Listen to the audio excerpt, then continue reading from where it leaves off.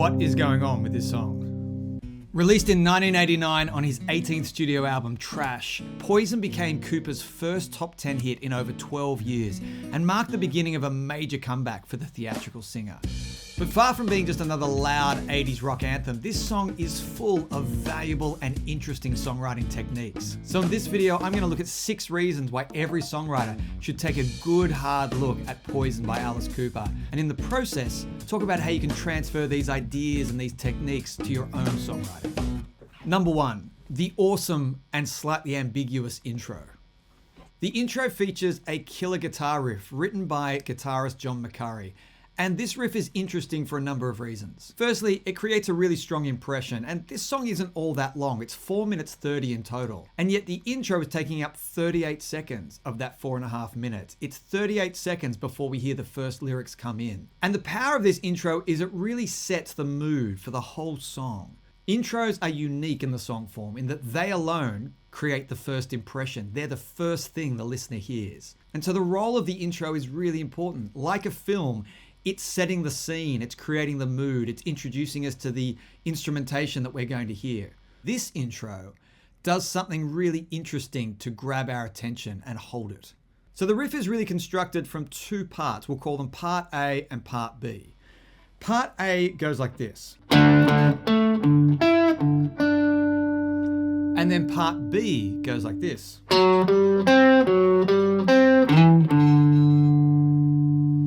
And at first we hear that riff played by itself, and then we hear 2 chords come in underneath, and those 2 chords are B flat and a D power chord. They are the reason for this ambiguity that we feel and hear in the intro.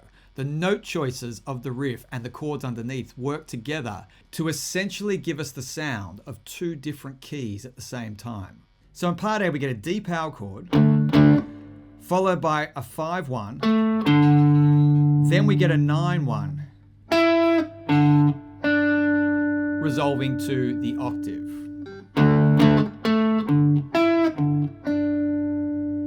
And it's important to note that a power chord doesn't have a 3 in it. It only has the 1 and the 5, and in this case the riff is also playing the 9. But the omission of the 3 is so important because the 3 is what determines if a chord is major or minor. If it's major, it has a natural 3. If it's minor, it has a flat 3. So the power chord in this situation could be interpreted as major or minor. We don't know yet. If we look at Part B, however, we do hear a 3. It's the major 3. Those notes go 3, 4, flat 7, repeated, and then 9, 1.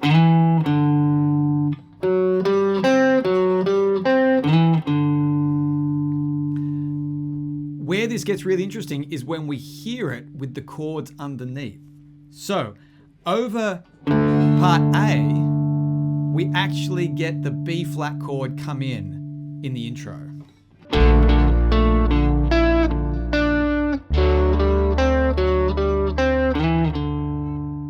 So the power chord could imply major or minor, but we hear the major 3 come in on Part B of the riff. So this leans us towards D major. And if we look at the key of D major and the chords within it, we get D major, E minor, F sharp minor, G major, A major, B minor, C sharp diminished, D major. That B flat is not in the key of D major. However, it is in the key of D minor. And this is what creates that beautiful ambiguity. We essentially have one chord implying D major and another chord implying D minor. In combination with notes from the riff, we're getting what is commonly called a parallel modulation, which means we're getting sounds from both D major and D minor introduced very early on in the song. And the effect of this is that it creates an instability in the structure. It creates something interesting for the ear to suddenly latch onto at the very beginning of the song. Because when we hear chords from the same key, in a way we expect it. As soon as we hear chords that don't belong together being put together in this way, it's very interesting. And that ambiguity creates a tremendous amount of fuel that can then drive the rest of the song forward. Number 2, introducing the 6-4-1-5. So after the intro at 38 seconds, the lyrics finally come in and we hear the lyrics and the melody come in over a D minor chord. So this moment breaks the spell of that ambiguity and settles us into the sound of D minor. And we get the following 4 chords.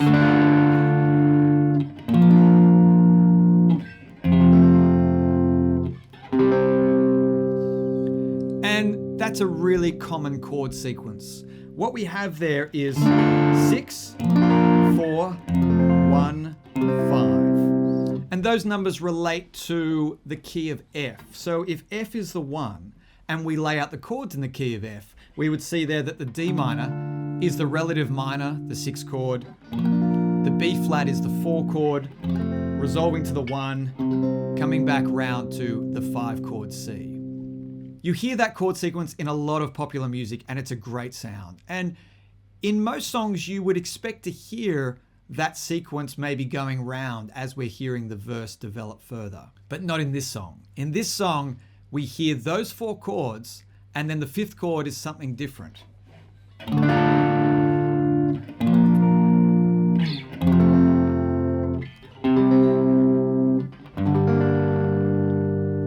Now that's a G minor. And G minor in the key of F is the 2 chord. So we are at this point hearing it as potentially a 2 chord because all of those other chords are in the key of F. And so we interpret that G minor as the 2 chord in the key of F. But the next chord after the G minor is this, the E flat. And the E flat does not belong in the key of F. Then we have B flat. And then we have this chord, D major. So this returns us to that ambiguous intro where we're hearing both the sounds of D minor and D major appear in the verse. And what we're really hearing with the chords of this verse is a repeated pattern. The first time round we hear it in the key of F, going to that C chord, which is then the 5. Then we hear everything shifted down a 5th or up a 4th, depending on how you want to think of it. But now we're starting the whole sequence again on the G minor instead of the D minor. Resolving to the 1 B flat, the new key of B flat. But instead of going to the 5 of this new key, we get this.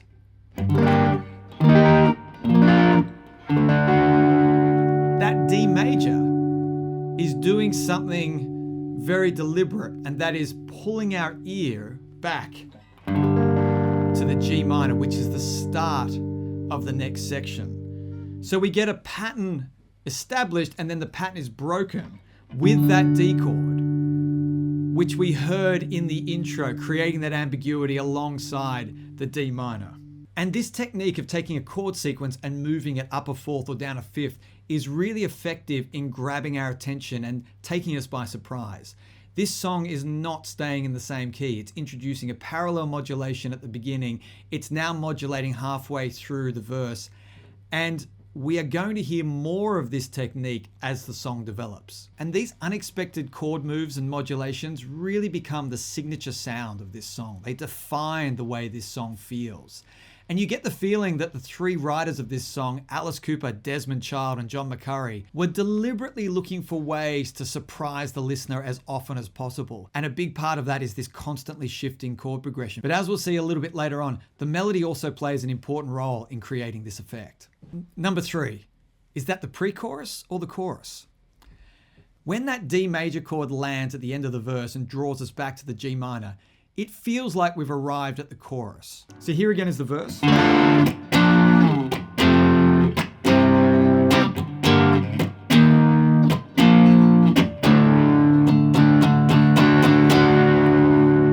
Now we get this.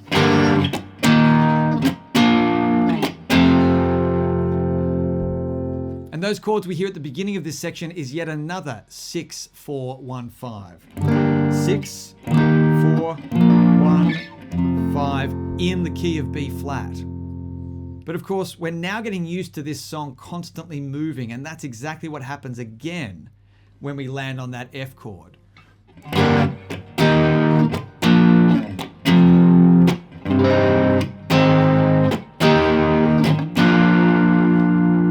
And that is another 6, 4, 1, 5 in E flat this time. So what is the relationship between E flat and B flat? Well, it's up a 4th. There's that move again, up a fourth or down a fifth. When we get to this moment, something changes. We get an A minor, an F, a C, and a G. That's another 6, 4, 1, 5, this time in the key of C. And then, you guessed it, there's one more modulation, another 6, 4, 1, 5 in a new key, but this time we've returned back to F.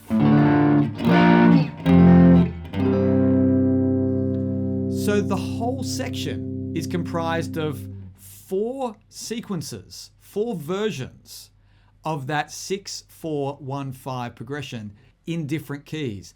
And the interesting thing for us to look at is, what is the relationship between those different keys and how are they connected so as not to sound random or weird? So the first one starts on G minor. The second one starts on C minor. So the difference there is the fourth. Now we start on A minor, which is a tone up from the G minor where we first began. And now we start on D minor, which is a fourth away from the A minor. So really, these 4 sequences can be thought of as 2 pairs. But how are these 2 pairs brought together? What is the relationship between the second and the third line? Well, if the second line is in the key of E flat, the relative minor, the 6th chord that it starts on, is the C minor. When we move to the third line, we start on the A minor, 6, going to the 4F, resolving to the 1C. So what we're really hearing is the second line being in the key of C minor, the relative minor of E flat, and the third line being in the key of C. There we have another example of a parallel modulation, going from the key of C minor to the key of C. And this is what helps the sequence sound interesting and surprising, but not too jarring, because a parallel modulation is often accepted by the ear as being a smoother way of transitioning, a smoother way of changing key and modulating. And our ears have been primed for this sound because of the intro. So when we hear another parallel modulation in the middle of this section, our ear is even more ready to accept it. But what is this section? Is it a pre-chorus or is it a chorus? It sounds like it wants to be a chorus. And yet really what it's doing is ramping up the tension through this sequence, preparing us for the real chorus, which is about to arrive. And when the chorus lands, it lands as all choruses should, in a really satisfying way. Because when we hear the chorus, it's the first time we hear a repeated section. It's the first time we hear the chords going round without modulating, without shifting. And this creates a sense of stability, given that everything before then has been moving so quickly. So for context, we get the pre-chorus building up with this sequence of modulation.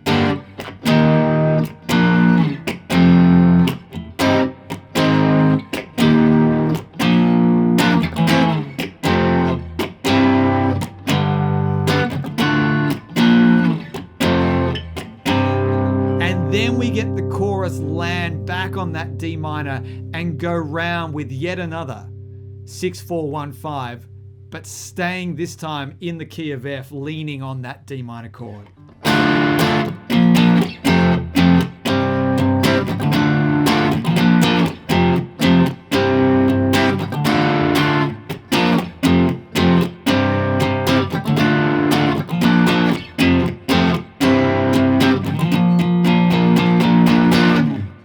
Number 4, the melody, an exercise in motivic development. One of the ways we can think about melody writing is this idea of motifs, short melodic phrases that we can then sequence up or down. And this song uses motifs and motivic development more than almost any other song you'll hear.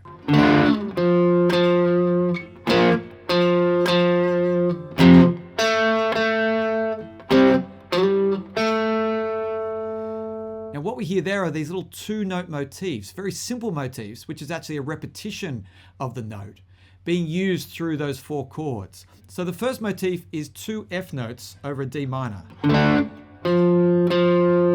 Then we hear the same two notes over the B flat. Now, in context of D minor, that F note is the flat 3. When we go to the B flat, the F note is now the 5th relative to the chord. The next chord we hear is the F chord. And here, we jump up to the A note, which is the 3rd of the F chord. Then we hear the same motif. This time, we're hearing the A note, which is the 6th of the relative chord. So the notes in the motifs are very, very simple, but their relationships to the chord is shifting. And something else that you can hear, the motifs are sequencing up slowly. They're moving in an upwards direction. We start with F, then we go to A. When we get to the second half of the verse, the direction continues. These notes continue to move upwards.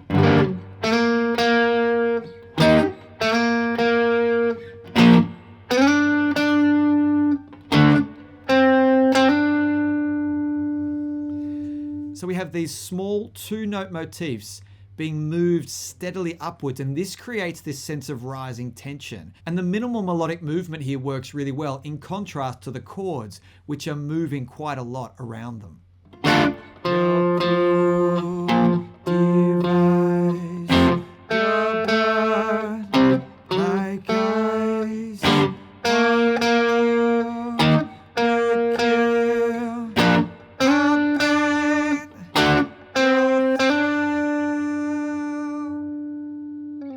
We now arrive at the pre-chorus where the melody shifts gears dramatically. We've just come from this very simple 2-note structure being moved upwards steadily. Now we get a new motif which is much busier, much more energetic.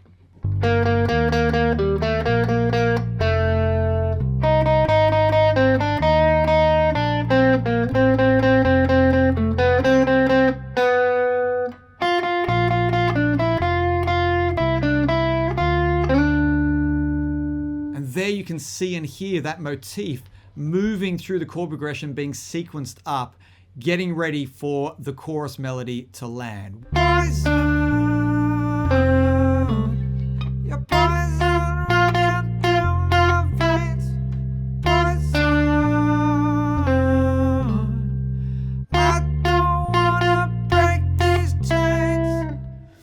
And the songwriters have chosen this moment during the chorus to give us the simplest melody that you'll hear throughout the whole song, because this is the moment that is all about delivering the main line of the song, the main theme of the song. And given that everything has been relatively unstable up until this point, this is the moment the songwriters choose to give us a simple and stable melody, repeated over those 4 chord sequences.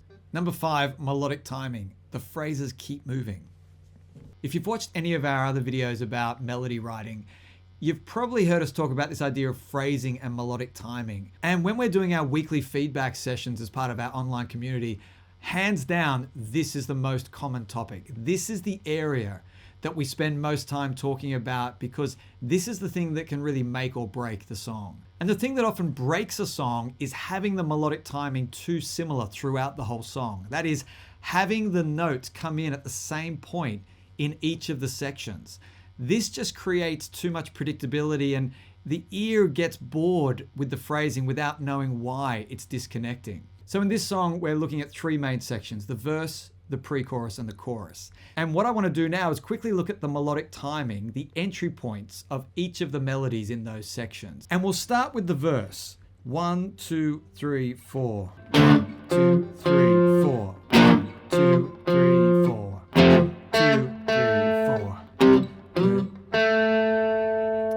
So with the verse, we get the first beat landing, and then the melody is coming on the second beat throughout the whole verse.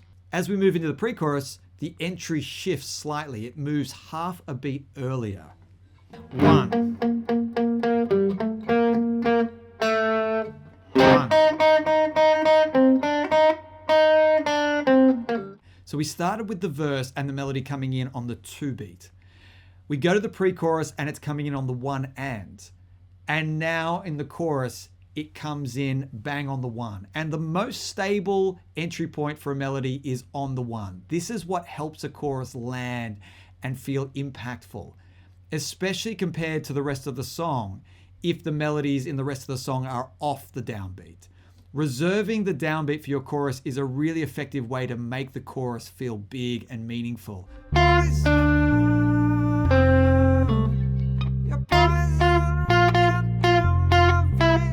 And so many songwriters aren't even aware that they're putting their verse or their pre-chorus melodies on the one. And if we do that, if we use the one position, the downbeat position, too much before we get to the chorus, it weakens the impact of the chorus. So this is a great example of a song where the downbeat position is being reserved for that chorus, helping the chorus land with more impact.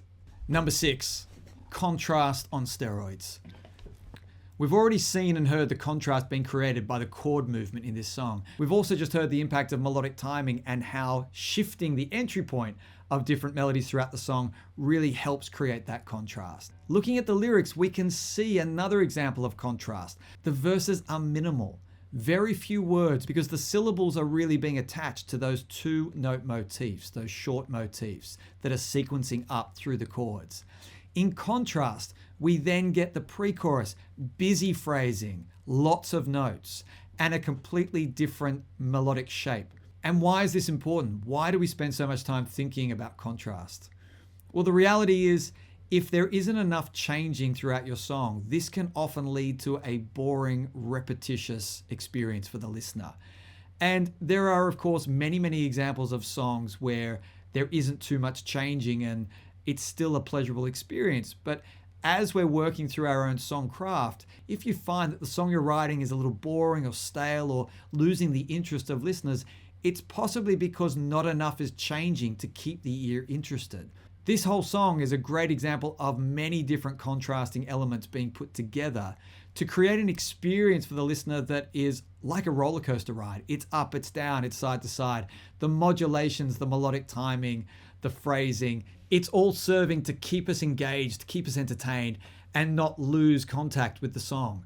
And another huge element that we don't talk about enough is dynamics. The dynamic range of this song is also doing a great job of creating contrast between the sections. And you can see here in the waveform that the verses are quite minimal. They're almost intimate in the way that they're being delivered by the vocalist and in the way that the instruments are being arranged around the lead vocals. And these dynamic changes throughout a song are yet another way that we as songwriters can draw people in. And dynamics are absolutely part of the songwriting process. We need to consider them as we're putting together our song forms. We shouldn't just leave it up to the producer when we get into the studio to bring the track to life with some up and down motion. And another reason I really want to make this video is because when I first heard this song many years ago, I loved it immediately. I loved how much it was moving around. I loved how surprising the chord changes were. I loved the energy of it and the dynamic range of it and the structure of it.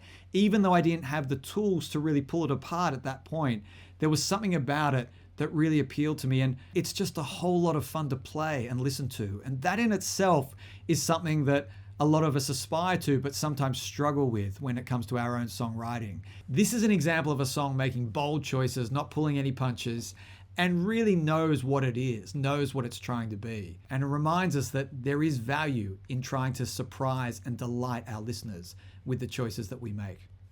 Happy songwriting. Bye.